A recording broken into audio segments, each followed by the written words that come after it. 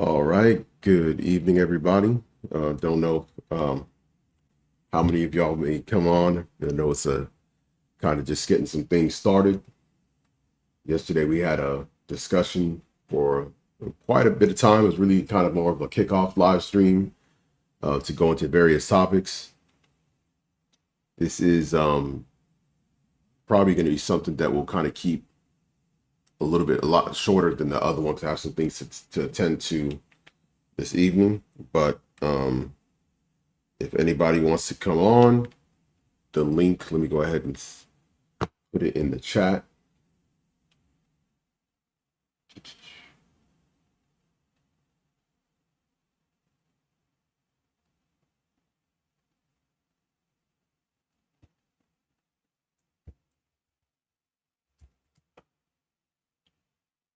Okay, let's go with this.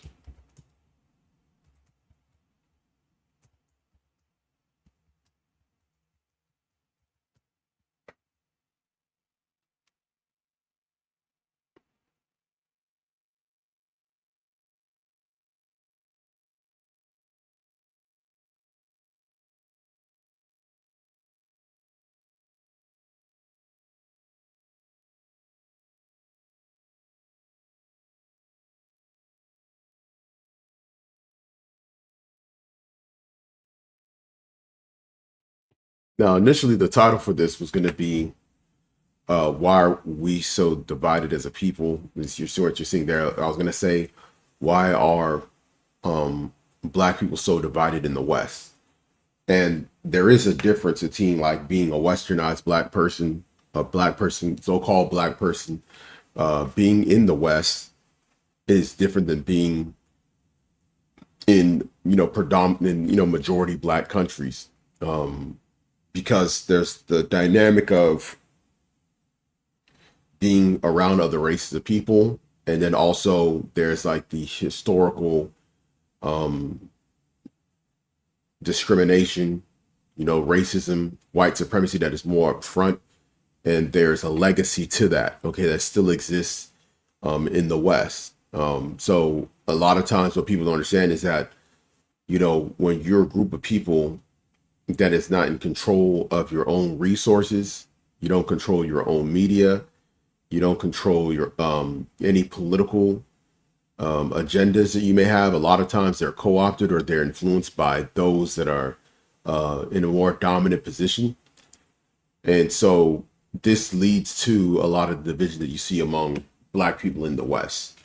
It's just plain and simple. And not even just what we perceive to be the West, because a lot of times people perceive the West just to mean, Europe, as in like, Western colonial Europe, or they view, Canada, the USA.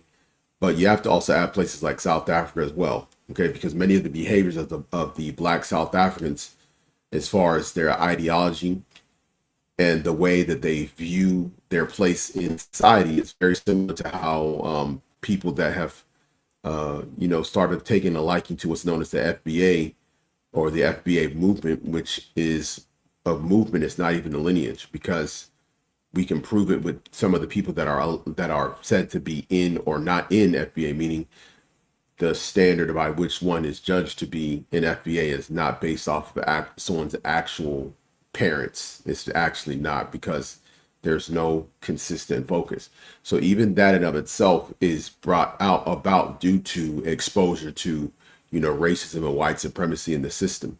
Okay. And the confusion that it causes. And then when you have a state of inadequacy in respect to the larger society at whole, lack of access to opportunities, housing, income, wealth distribution, the ability to have a say so, control different levers of power, to basically guard whatever resources that you may have, and protect them legally.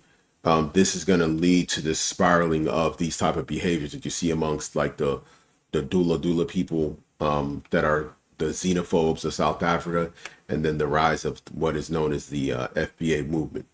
So, and the thing about it is, I'm not someone who's speaking about this particular subject out of ignorance. The people that I refer to or I bring up when I talk about even a movement, even in of itself, It's something that I saw happen in real time. Okay. And when a movement is basically based off of, okay, we're going to get these particular resources from these set of people, we're going to need to separate ourselves, and then it turns into something that is more about trying to promote what they perceive to be is an ideal or a characteristic of what is an FBA, which is basically a cool kids table politics. Then you'll see exactly kind of what's going on. Then you also have people that are coming from, within the black diaspora from outside countries, and then they view the black people that were already in the United States in particular, because Canada has a different history of black people. People that, the Underground Railroad, Nova Scotia, that's like a whole different set of situation that happened in Canada compared to what happened in the United States. So when you have people coming from outside coming in as another set of black people with a different set of experiences, a lot of times that they'll look at as when they're invited by the dominant group, and we're not saying everybody does this, they'll look at themselves as if they are special, like they are more preferred than those who are already here. Okay. And that can bring in its own set of problems. And you hear this in some of these discussions that are being had where people are saying that they were brought over because they're better, right? And not looking at it from the angle of, one, immigration is something that all empires do historically. Okay. They tend to do that unless they're isolated, like a Japan. For example, Japan was on an island away from other countries, so they were very much in their own world, right? But when you look at any empire that's connected to other groups of people, like other land masses, a lot of times what happens is the empires rise and they get more powerful. The people around them that they either conquered, subjugated, or made pay tribute will eventually make their way, or some of them will make their way to that imperial territory, because that's where the resources and the jobs are being created, right? So people have seen this happen over the last few decades, where people are trying to come to the West because, one, you have to look at the economics of how the system is created in today's time versus in the past. In the past, people were trading with gold coins and silver coins. They were trading their goods and like their livestock for resources, and there was a lot more parity and balance. Okay, this is the reason why prior to the rise of the colonial era, the richest places on the continent, some of the richest places on the continent were outside of Europe anyway, because in Africa they had the gold mines, silver. The same thing with places like Asia, the Silk Road. That's why the Silk Road was such a big deal, because the trade with China was so valuable to those that were west of it, right? And then you have this new system brought up by these international bankers where they remove over time, the gold standard, the use of gold coins, silver coins, taking away the value and implementing this falsified value through fiat currency.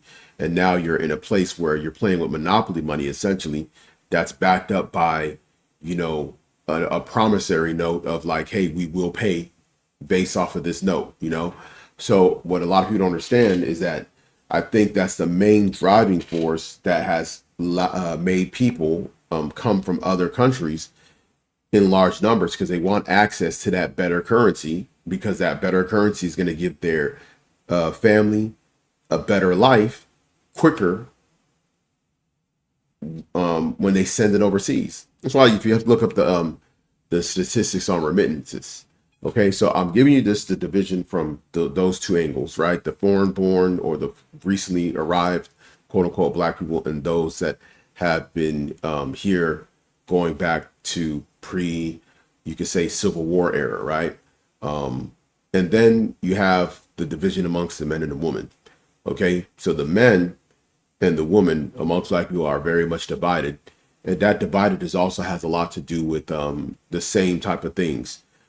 Access to resources, levers of power, the ability to control your own narrative through your media. All these things have an impact on the division amongst the black man and the black woman in the West. And when I say the black man and the black woman in the West, I'm talking about all black people, regardless of the recent arrivals or, immigration background, or those that have been here. because when you come into the United States, and I'm speaking from a United States perspective in this regard, when you come from the United States, when you're in the United States, you're beholden to the mass media that is here. Your Fox, your NBC, your ABC, your Disney programming, your Hollywood, all these things are basically going to have an impact on how you as a kid growing up will see yourself. Okay, and how you'll see yourself in relation to the opposite sex of your own people, and how you see yourself in relation to the rest of the people in society at large. And that's going to make somebody want to either strive for a particular image that they think is the most appropriate for their own setup. For example, if you're a black male, you already know that majority of black women already want you to probably present some kind of level of being dangerous, okay, some kind of street cred.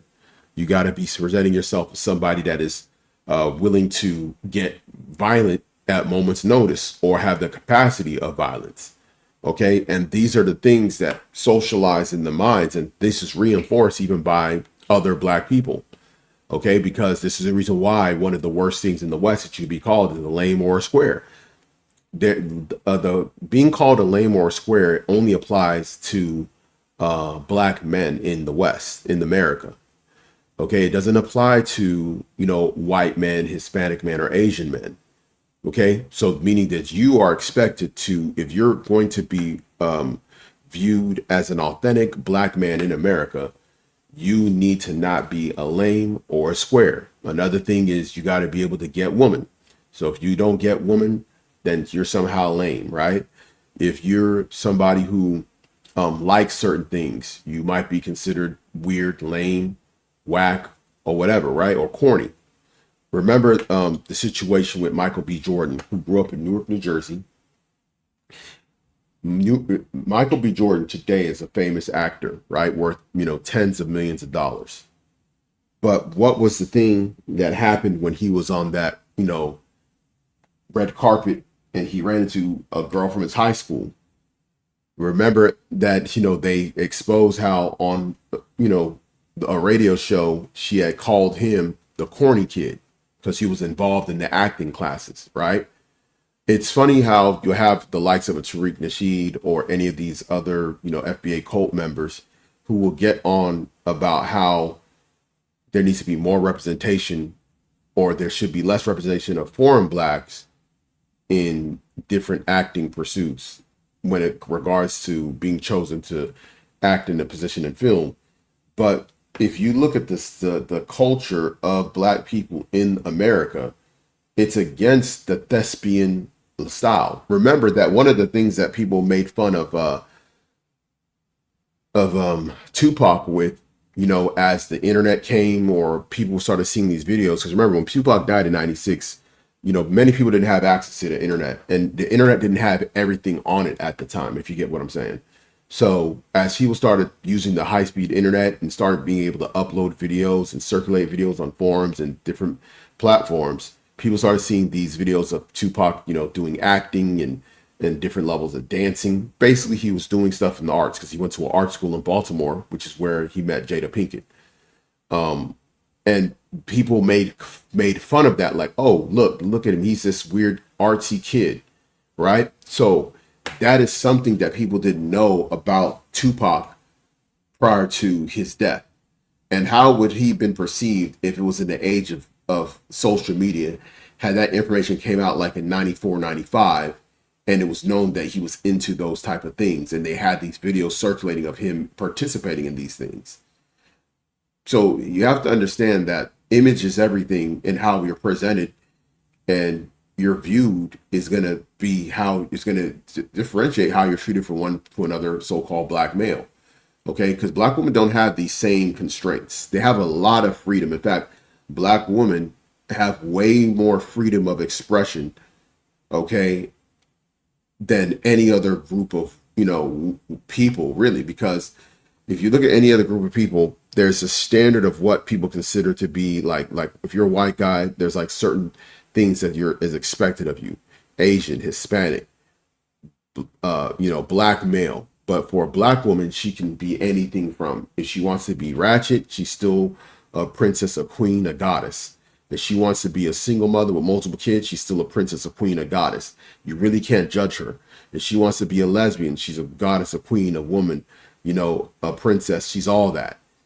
She could be a fitness chick that gets in shape. It's like, hey, you go, girl, you looking good. Then the same woman, another woman come by, 300 pounds out of shape. Girl, you a queen. Don't let me, girl, you're beautiful. Girl, you gorgeous. This is what they did with the likes of Lizzo. There was lines saying Lizzo was gorgeous.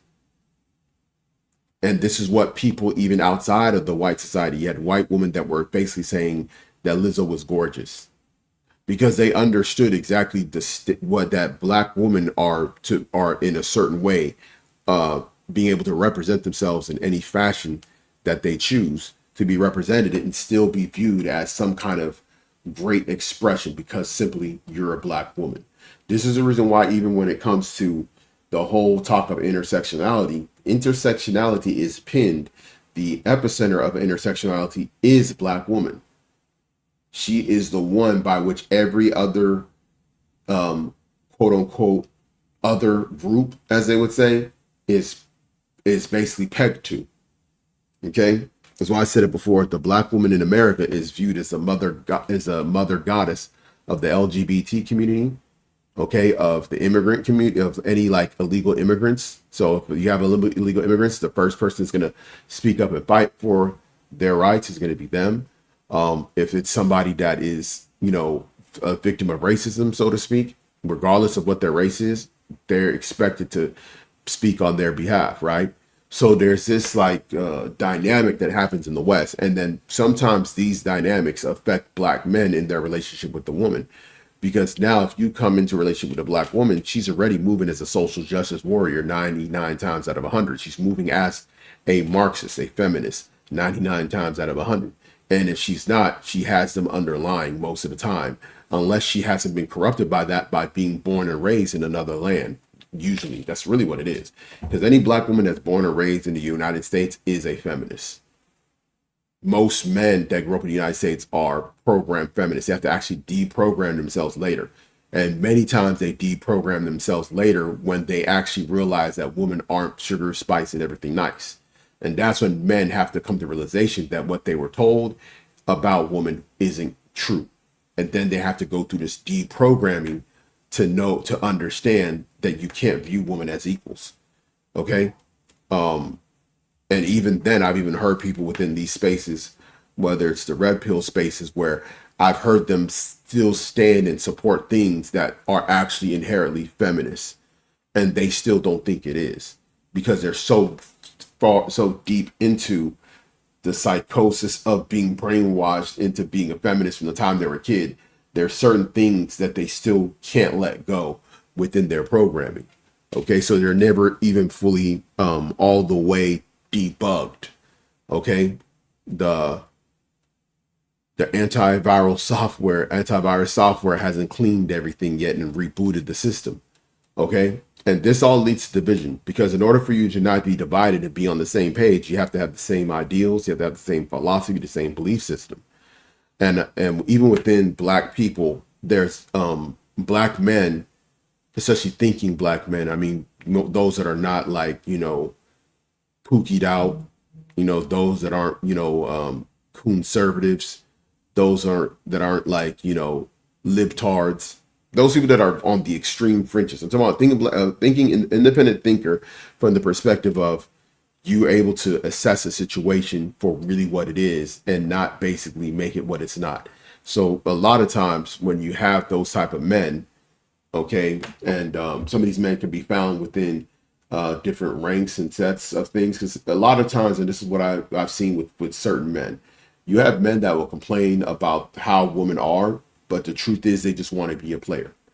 They're just upset that they can't live the player lifestyle. They're just upset that they can't live like King 6'8" the Great. But if they can wake up tomorrow and live like a playboy, live like a rapper, an athlete, and run through various women, they would do the same thing that some of these men are doing. They're just mad that they're not able to do it. Okay. But there's another set of men that are capable of doing those things, but they have morals and principles that doesn't allow them to do those things. Okay. And these are the guys that are going to be more likely to have more problems with black people as a collective. Okay. Because those are the ones that are holding a particular standard that is something that's supposed to be held if you're looking to build your people up. If you're looking to fix your people, you have to deal with the issue at hand when it comes to many of these things, these ideals, these philosophies, these belief systems that are anti your people. Okay. So that's kind of like another thing that I've noticed over the years. Give me a moment real quick.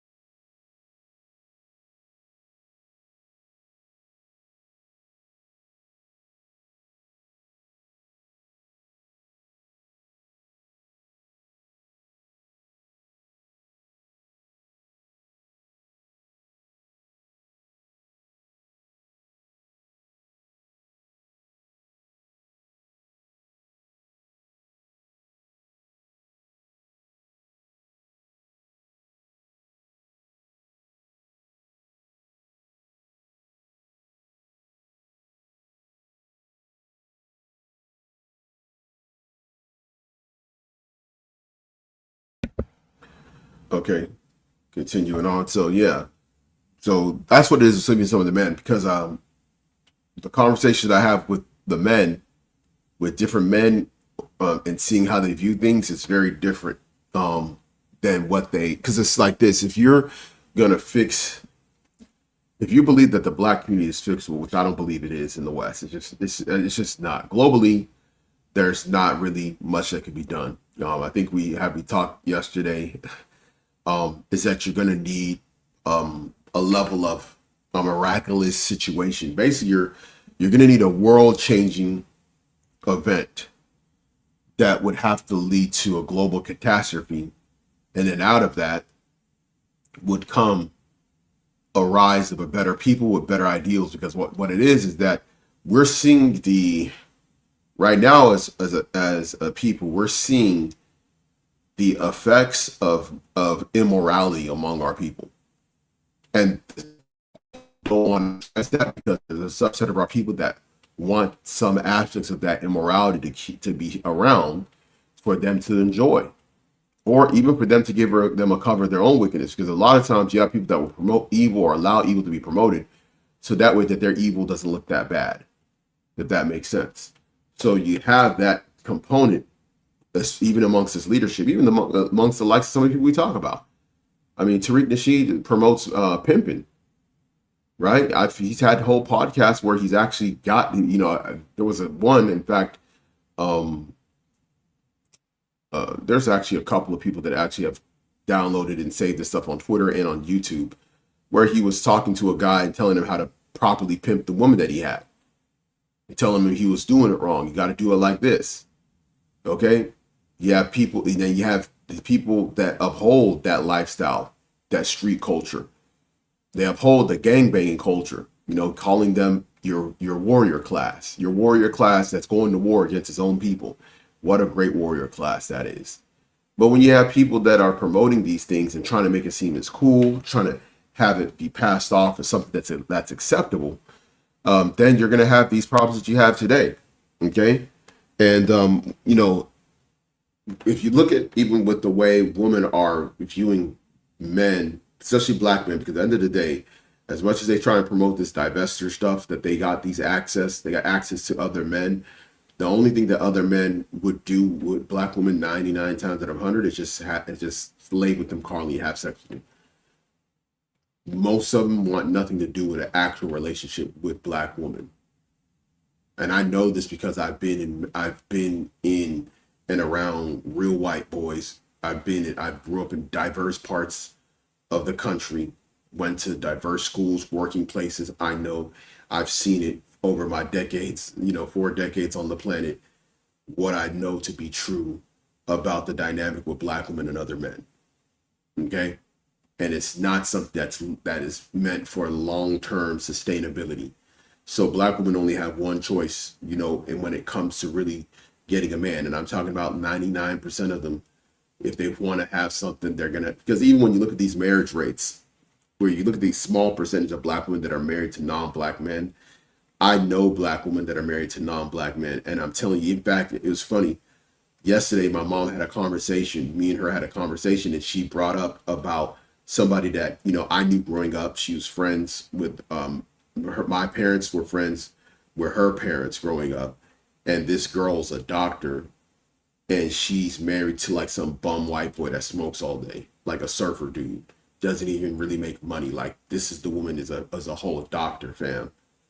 This chick went to school for all these years, did residency, specialized in a particular area of medicine, and is a doctor, and she's taking care of this bummy white boy.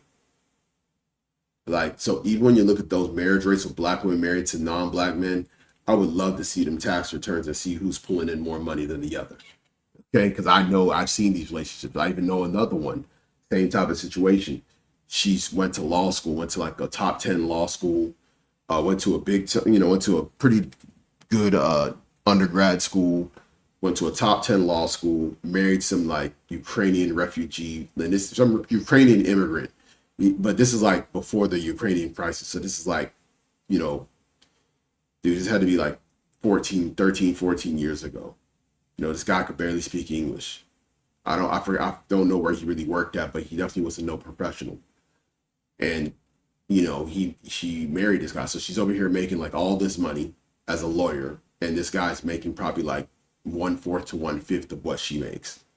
So, but they're legally married on paper, and if you look at them interracial marriage rates, you're gonna think that she's with if a black woman marries a white man, that guy's got money. No, not the case.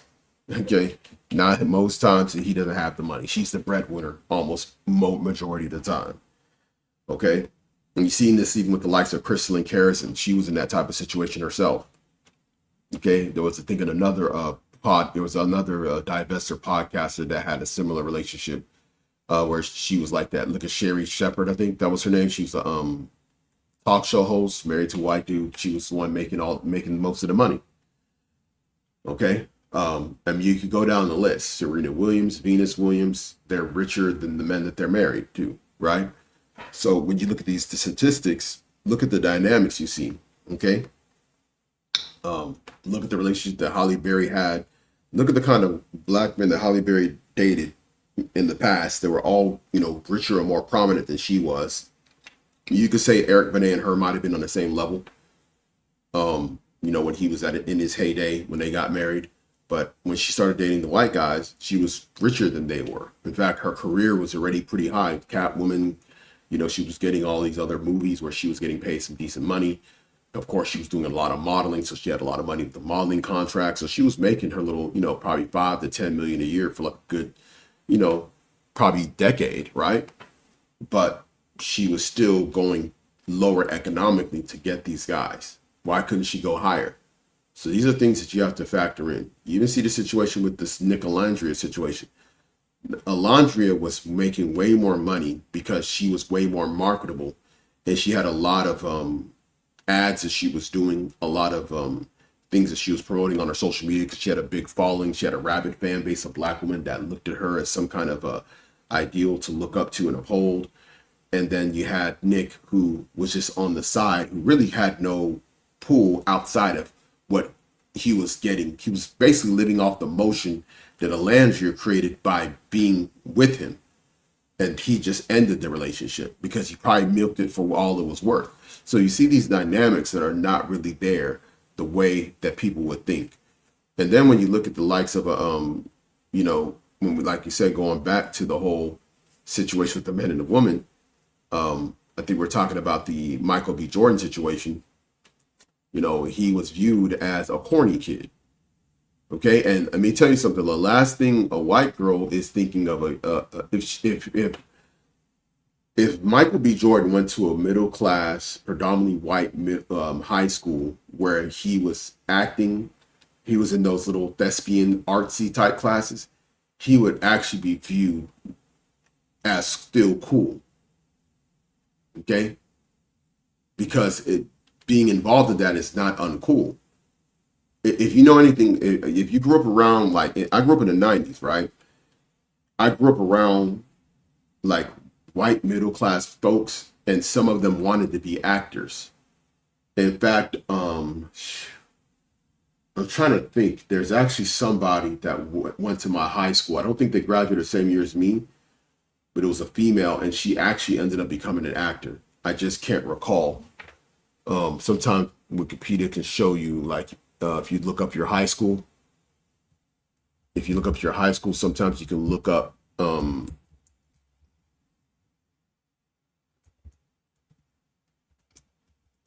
If you look up your high school, it'll sometimes have like a list of famous people from your high school.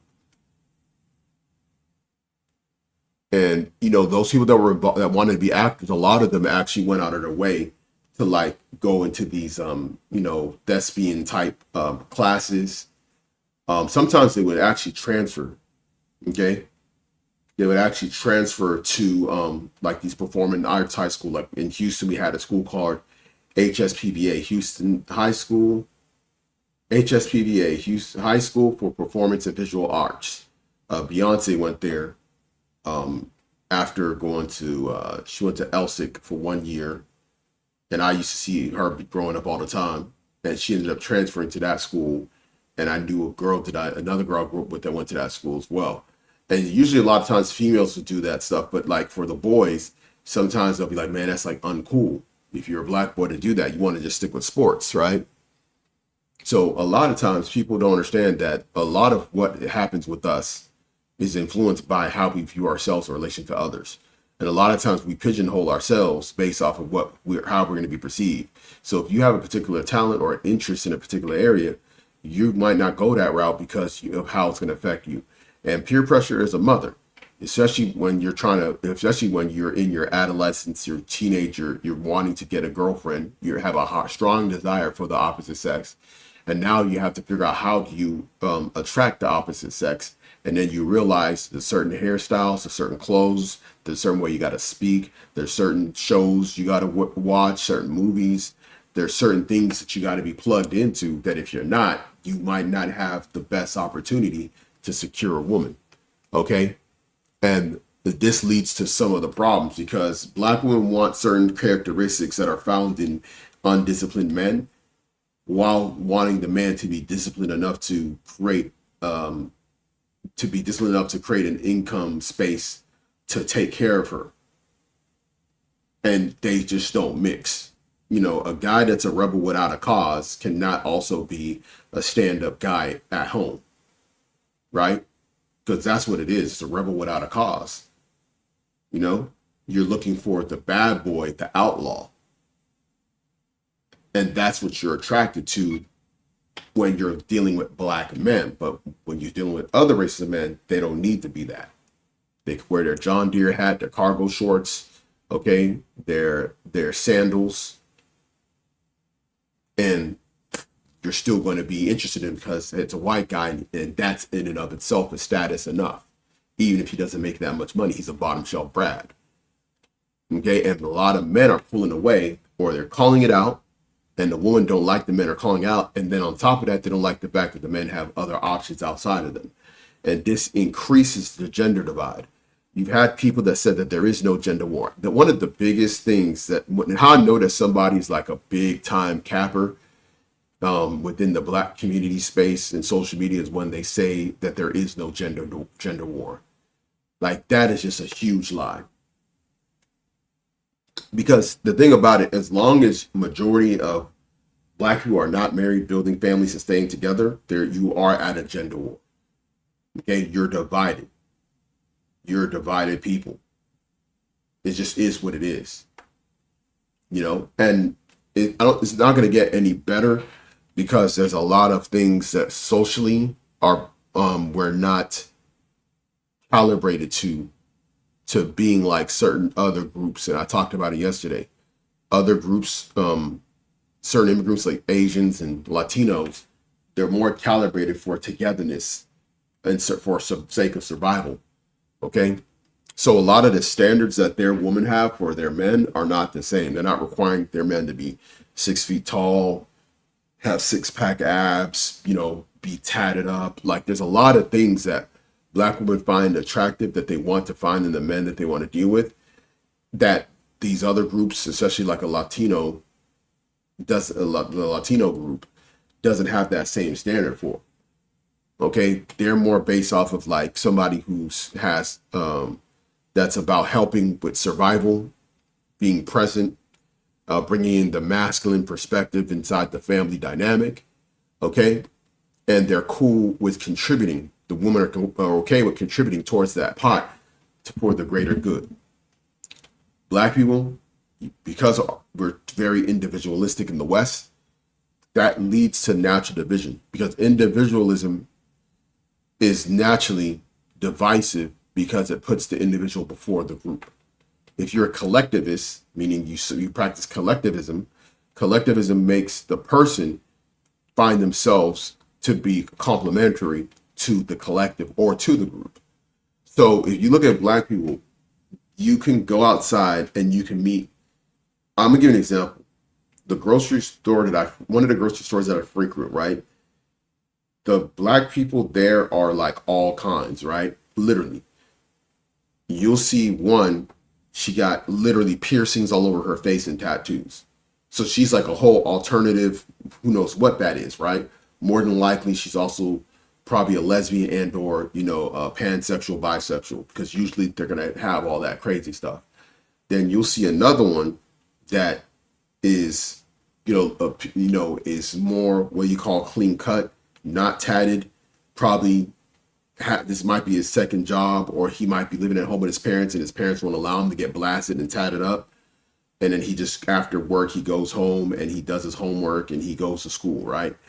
That, like, you have so many types of black people because of individualism. And that leads to deeper division. People think it's just one set. Yeah. Are most black people liberal? Yes. But within that liberal mindset, there's various sectors of black people that is so much more divided than other groups. So if you meet like the East Indians, right? They're really not that much different from each other. If you meet an East Indian dude, they're not really that much different from each other. Outside of what they do professionally, some of them may own like a convenience store, operate a hotel. Some of them may be professionals. For example, you might be a CPA. You might be somebody that's involved in finance. One of them might be working at a local bank. You might have another one that's working as a, dentist, nurse, doctor, engineer, so on and so forth, right? But when you meet them outside of their profession, they're largely the same. You're not going to see one that's tatted up. You rarely see one that's tatted up. So you don't even have even the way that they dress is largely similar. Largely they dress similar, right? They don't go overboard, So there's a lot of similarity, like a cohesiveness. There's like a certain standard and range that they don't go too far with. Like they'll only go so far to the left or to the right when it comes to their imagery as a people. Okay. And you notice it when you're dealing with them. When you deal with a black person, you don't know what you're going to get. You really don't. You really don't know like what you're going to get, because you'll have a black woman that will have different color hair. Another one is in box braids. Another one is always wearing, bonnets. You know what I'm saying? Another one is bougie, like to dress up. Another one likes to be more natural. Another one likes to put on a bunch of makeup. Another one likes to put on the fake baby hair. Another one likes to put on the long lashes, the long nails. So there's no real uniformity. You don't see that with like Indian woman or Asian woman. There's like a uniformity that they tend to have in their presentation. And that lets you know that a group of people have a lot more cohesiveness than another set. Our people are really more known for their big time individualism in terms of how we present ourselves as a people.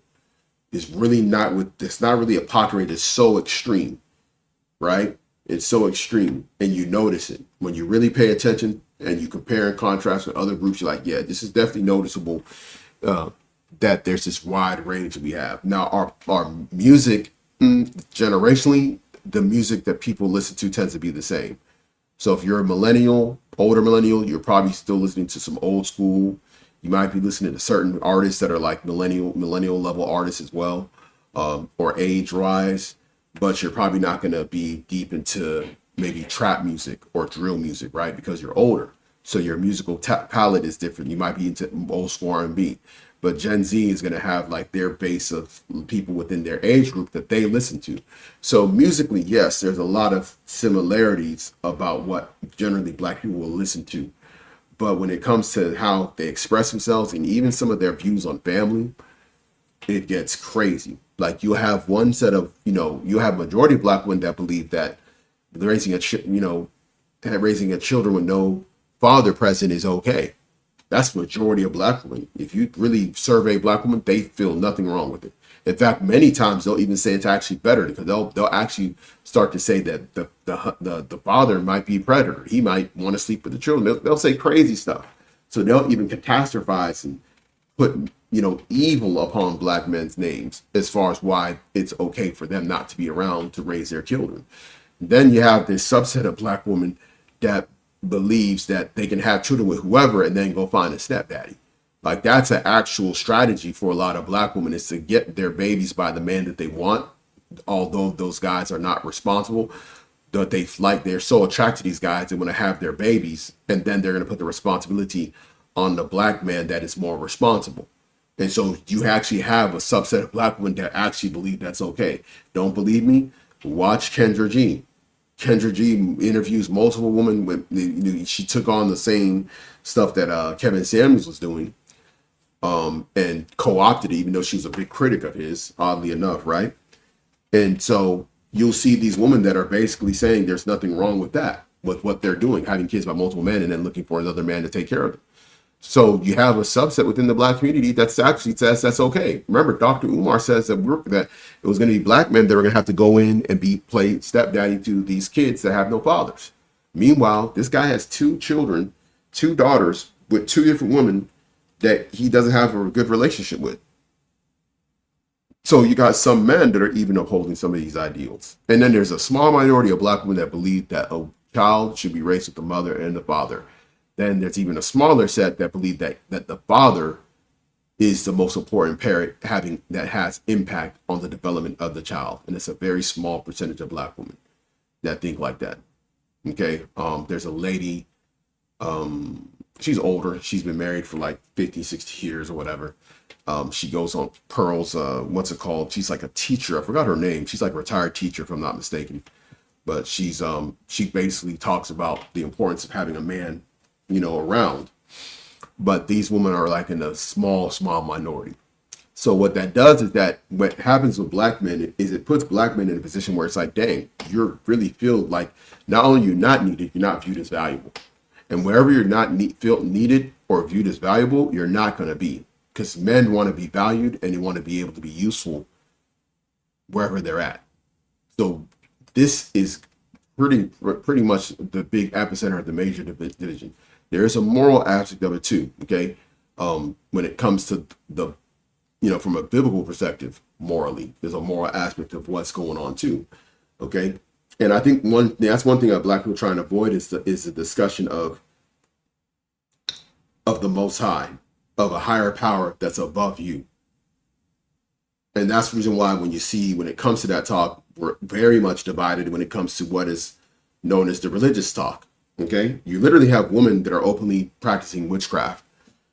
Black women are openly practicing witchcraft, literally. Black women especially. Okay, then you have men that are, in various different belief systems, with some of them may have some overlapping similarities, but a lot of them have some glaring differences. And when you think about like whether it's, the Black Christian, the Hebrew, the Moor, right? The Afrocentrist, the Nawubian, the list goes on and on, even amongst the men of the various things. And you have like the Gnostics, right? The Ibmors, okay? Then you got the Black Red Pill guys. So you got like these different areas of philosophies, and these are all very much divided, our people. And that's one of the reasons, that's among the many reasons why we're so divided as a people. We don't have one set standard. We don't have one set belief system. And out of those set standards and belief systems comes your behavior. And out of those behaviors comes the outcomes that you get. Because what you do individually is going to affect the group one way or another. Whether it's going to be, it's going to impact what somebody else has to do for you within the group, and or is going to impact the image of your group collectively. And unfortunately, we're under a bigger microscope because anything that's negative that happens among our people is incorrectly placed on all of us. Okay, so if Pookie and Ray Ray go and shoot up the block in Houston, someone like me has to bear the brunt of being part of the problem, even though I don't do that. So we're viewed as that. The guy, you had the white boy that just shot up the In-N-Out over there in Idaho. That stuff's not going to have a negative impact on white men collectively. It's just not. And that's just the way the world is. It's meant to make us the bad guy and make everybody else be viewed as potentially redeemable. Okay? So, I think that's really what it is, man. I don't want to kind of prolong this since nobody else has joined on. I'm going to go ahead and close this out. Let me know what you think in the comment section. And hopefully I'll catch y'all on the next stream.